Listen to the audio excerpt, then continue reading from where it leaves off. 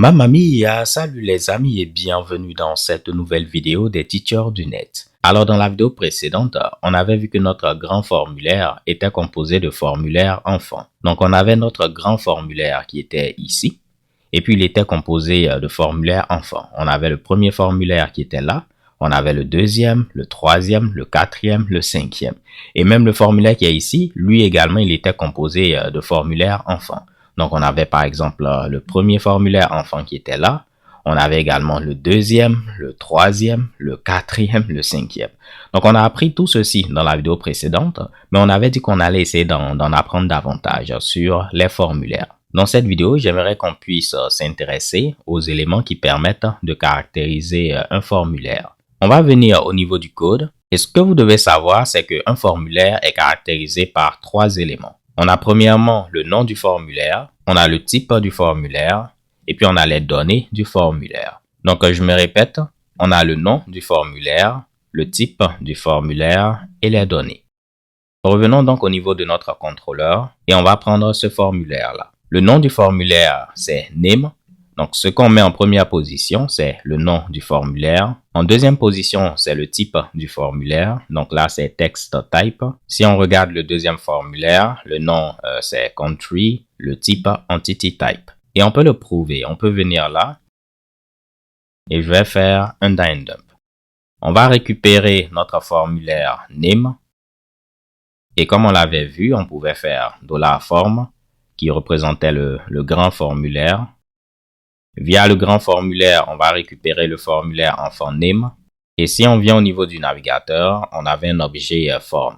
Au niveau de chaque objet form, vous avez une méthode getName. Et cette méthode-là vous permet de récupérer le nom de votre formulaire. Donc si on vient là, on aura le nom du formulaire et puis comme on l'avait dit, c'était name. Je vais m'intéresser au formulaire qui est là, city. On peut faire getCity et on va demander le nom de notre formulaire. On vient là, on actualise et on a city. Normalement, si on avait récupéré le formulaire, on pouvait voir le nom directement au niveau de name. Mais getName nous permet d'avoir la valeur directement. Le nom du formulaire, il permet de pouvoir le différencier des autres formulaires. Donc là, on sait que c'est le formulaire name qui est différent du formulaire country, qui est différent du formulaire city et ainsi de suite. Donc, prenons un petit exemple, ça va vous permettre de pratiquer. Si je mets ici get message et puis on demande le nom, selon vous, quel va être le nom de ce formulaire? Donc, essayez de dire la réponse à voix haute. Normalement, si j'actualise, on devrait avoir message. On actualise et mamma mia, on a message. Donc, tout formulaire au niveau de Symfony a un nom qui permet ici de le différencier des autres formulaires. Même le grand formulaire qui est ici, lui également, il a un nom. On peut le prouver, on fait $form et on va demander le nom de notre grand formulaire. On vient là et vous allez voir, on a form. Donc, lui également, il a un nom. On peut même enlever le dyn dump. On va revenir ici et je vais afficher la debug bar. On peut venir au niveau des formulaires. Et voici le nom de notre grand formulaire qui est form. Et voici les noms des formulaires enfants. On avait vu qu'au niveau de notre formulaire qui avait la date et heure, on avait également des sous-formulaires. Je peux venir ici. Je vais dire, on va récupérer le formulaire pour available at. Le nom va être available at. Mais on peut faire la même chose. On va récupérer au niveau de available at la partie date et on va demander le nom. Ça va être date. Ou bien au niveau du formulaire date, on veut récupérer le sous-formulaire pour le mois. Et le nom va être month. Désolé pour la prononciation.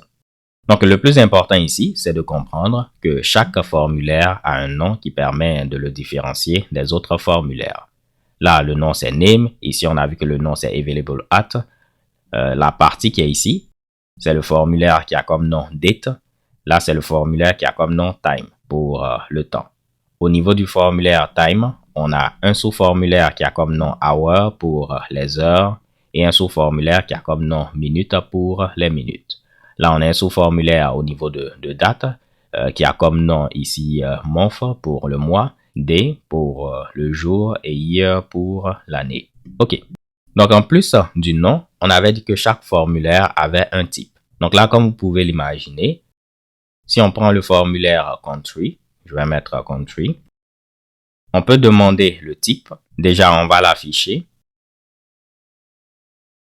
Vous allez voir qu'au niveau de config, on aura le type de notre formulaire. Donc, on peut dire, on va accéder à la config et on aura notre config. Magnifique. Via la config, on veut accéder au type. Donc, on peut mettre get type.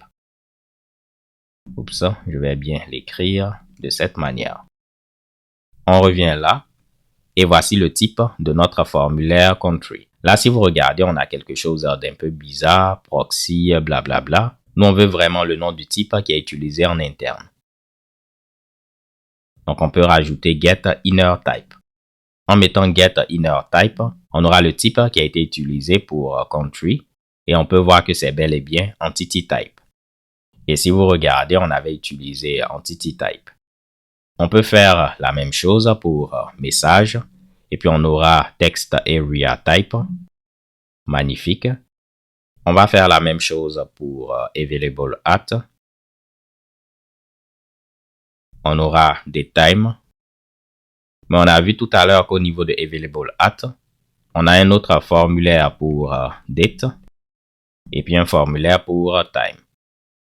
Donc, si on demande le type du formulaire en forme date, on peut voir qu'on a date type. On va demander le type de notre formulaire en forme time et comme vous l'imaginez, on aura time type. Et au niveau de time, on avait vu qu'on avait hour et puis minute. Si on demande hour, vous allez voir, on aura choice type. Et ça va être pareil pour minute, vu qu'en réalité, on a vu qu'on a des selects qui nous permettent de sélectionner une option, de faire des choix. Là, je vais mettre par exemple date et puis accéder au jour et on verra que c'est également choice. Donc, en réalité, si on regarde ici, là, le type va être text type, entity type, text area type.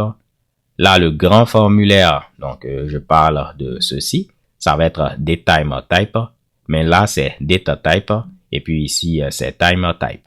Maintenant, chacune des options va être un choice type. Donc, un formulaire de type choice type. Choice type, choice type, choice type, et puis choice type, et puis choice type. Donc, on peut voir que tous les types à utiliser, ce sont les types qu'on a au niveau de la référence des form type de Symfony. Si on descend, on voit text type, text area type, choice type, entity type, et j'en passe. Comme vous l'imaginez, notre grand formulaire, lui également, il aura un type. On peut venir là, on va décommenter et on va dire au niveau de notre grand formulaire, on veut accéder à la config pour récupérer le type.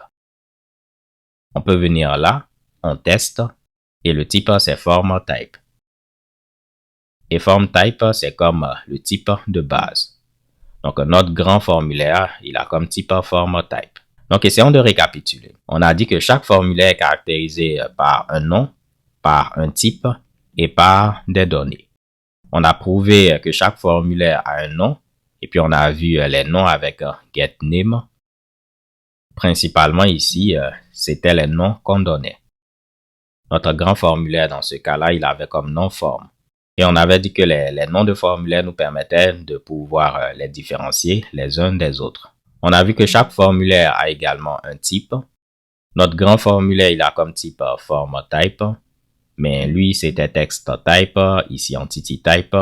Là, on avait data type. Mais à l'intérieur, on avait des formulaires de type data type et puis time type. À l'intérieur de notre date type, on avait des choice type pour le jour, le mois, l'année. Pareil au niveau de time type. À l'intérieur, on avait des choice type pour les heures et les minutes. Et on pouvait obtenir les types en utilisant getConfig, getType et puis getInnerType. On doit terminer en parlant des données.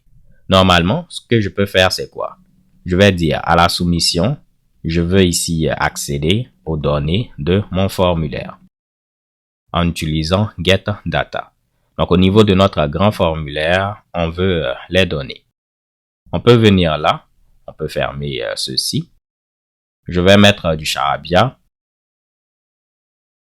et on valide. Bon, là, on me dit au minimum 5 caractères. Et vous voyez, on a les données. Et ce sont les données de notre grand formulaire. Ici, on n'a pas City vu qu'on l'avait désactivé. Donc, ici, on avait désactivé City. Mais si je reviens rapidement, et puis je mets du charabia, du charabia, ok, on aura toutes les données de notre formulaire. Donc là, c'est le grand formulaire. Mais on pouvait également accéder aux données de chaque formulaire enfant, vu que chaque formulaire a des données.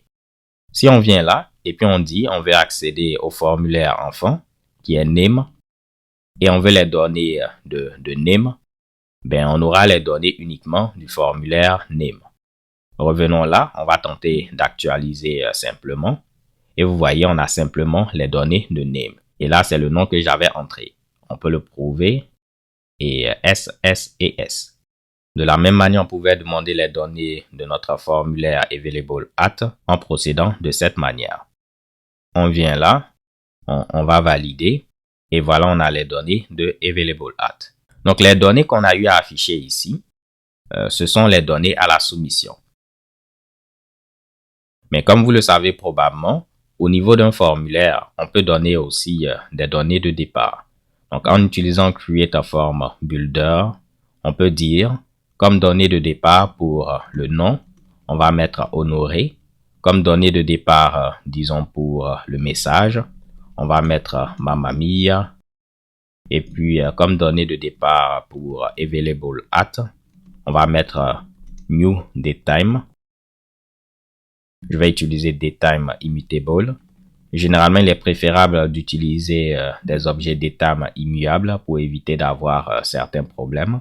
Vous pouvez faire une recherche en ligne, Datetime versus Datetime Immutable, afin d'en apprendre davantage.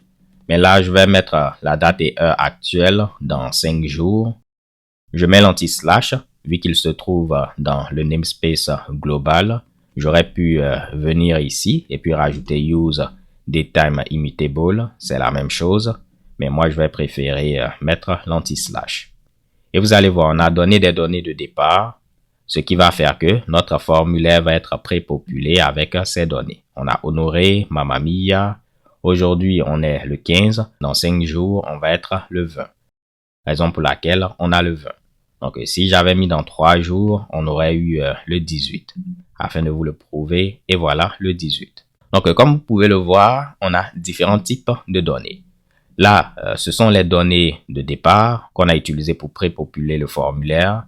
Donc, si je fais un dump de $form getData, remarquez, je ne l'ai pas mis au niveau de la partie soumission. On aura donc les données de départ. Voilà. Je pouvais dire quelle est la donnée de départ pour le formulaire name et on aura la donnée de départ pour notre formulaire name. Mais de la même manière, on a vu qu'on avait des données à la soumission. Donc, dans la prochaine vidéo, on va s'intéresser à la partie données. On va essayer de voir les différents types de données qu'on a. Pourquoi c'est important de comprendre ceci? Ben, la raison est toute simple. Au niveau du résultat final, je vais tenter de mettre 8001. Ce qu'on veut faire, c'est quoi? On veut modifier les données d'un formulaire de manière dynamique. Donc, si on veut modifier les données d'un formulaire de manière dynamique, il va être important de comprendre comment les données d'un formulaire sont manipulées. Et c'est exactement ce qu'on va faire dans la prochaine vidéo. On va mettre le focus sur les données d'un formulaire. Alors les gars et les go, ça va être tout pour cette vidéo. J'espère de tout cœur que vous avez apprécié cette vidéo. Si tel est le cas, n'hésitez pas à liker la vidéo et à vous abonner. Ça fait toujours plaisir. Si vous avez des questions, n'hésitez pas à les mettre en commentaire. Je lis tous les commentaires et dans la mesure du possible, je vais répondre. D'ici là, portez-vous bien et on se donne rendez-vous à la prochaine vidéo. Comme vous pouvez le voir, on avance lentement mais sûrement. Stay tuned and take care. Peace.